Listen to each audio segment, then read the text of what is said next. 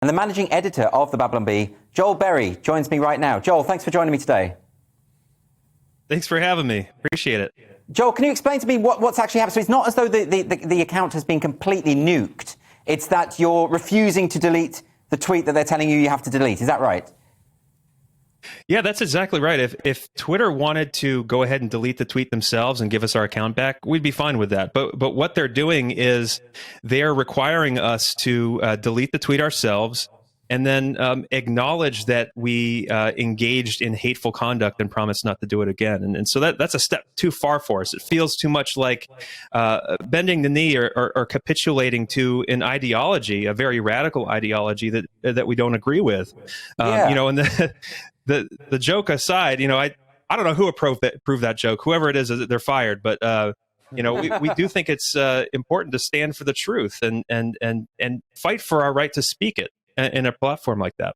But this isn't the first time that Twitter have done this. I mean, I remember about a year ago, there was a kind of purge of satirical accounts. There were loads gone. My friend Lisa had her account taken. She had a character called Jarvis Dupont, who was a really hilarious character, just gone, and no reason given. I think at the time the Babylon Bee was taken off, but then restored. Was that right?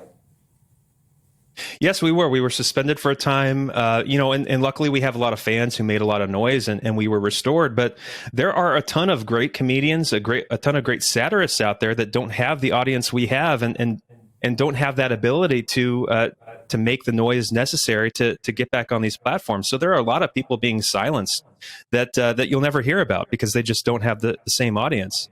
And that's a real shame, you know, because I think a lot of what is driving this is the progressive left is realizing how effective satire is. You know, we're ridiculing bad ideas, and you know, one of our favorite at the Babylon Bee, our favorite writer is actually your British writer, G.K. Chesterton, and he said that humor can get in under the door while seriousness is still fumbling at the handle. And so we love that tool that we have through humor to kind of cut through the noise of the culture and speak truth in kind of a funny or mischievous way, and be a part of the conversation that way. So it's an effective weapon, and the left knows that, and they want to silence it. Yeah, I mean, Hannah Arendt always used to say, or wrote in her book on violence, about how the best way, the surest way to undermine authority is through laughter. No tyrant ever likes to be laughed at, and you do it so well and so brilliantly on the site. But you know, this is you know, not a new thing. Twitter, we're all used to Twitter sort of deleting accounts for opinions they don't agree with. Gender critical feminists often get booted off the platform. People who suggested that the pandemic originated in a lab in Wuhan were kicked off the platform. So we're used to the political partisanship.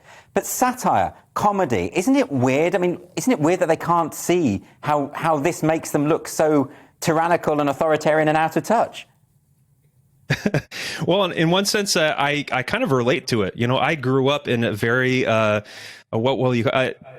fundamentalist sect of Christianity, almost you could almost say cult-like, and so it's in a very funny way. I can relate to the woke left because their ideology it's built on a house of cards. It can't stand up to scrutiny, whether that be scientific inquiry, logical debate, and God forbid laughter and ridicule. And so in order for their worldview to survive, their only option is force and power and government regulation. And so I think, maybe they do realize how ridiculous it makes them, but it's really the only tool they have in their toolbox to keep their ideology going.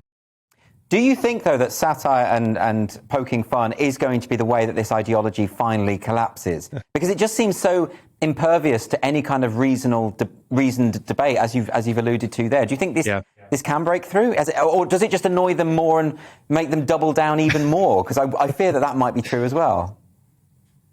Yeah, that's a good question. I don't know if this ideology will necessarily be defeated by humor and satire. I think ultimately it will be self-defeating. It will collapse under the weight of its own dissonance. But I think the power and importance of what humor does is it helps to remind all of the normal people, the other 90% out there that are rational thinkers, to remind them that they're not alone, even though that this vocal minority controls most of the media and most of big tech.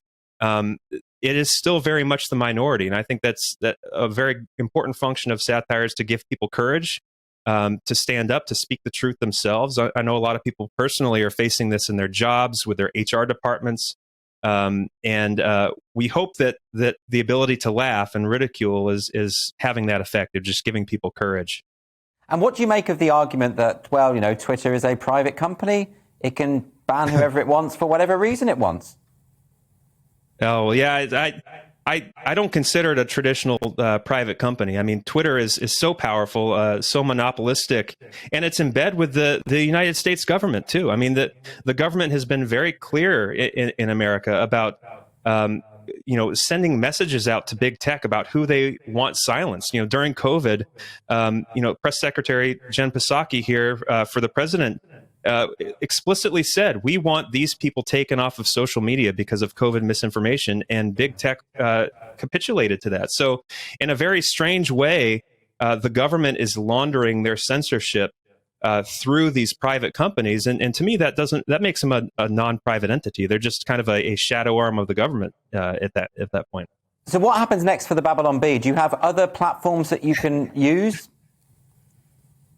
Yeah, well, we're on all of the other platforms. There's Parler, there's Gab, there's Getter, there's Telegram, Facebook, and we're going to keep posting on those platforms. But we also are going to fight to be back on Twitter. I think it's important to be a part of the public square. We don't just want to be posting and talking to people that we agree with. We want to be mixing it up with people we disagree with too. I think that's very important. So the fight's not over. We're not going to delete the tweet, and we're going to keep exploring any avenue that we have available to us to fight for our right to speak there.